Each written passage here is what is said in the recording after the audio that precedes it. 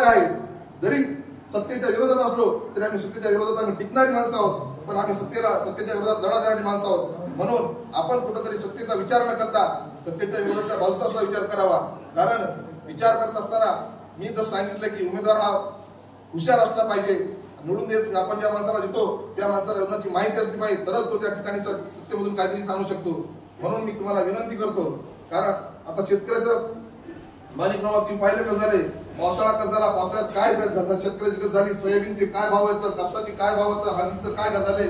आज हळद शेतकऱ्याच्या घरात नाही, मग आज व्यापाऱ्याच्या घरात हळद असताना 17,000 भाव झालाय.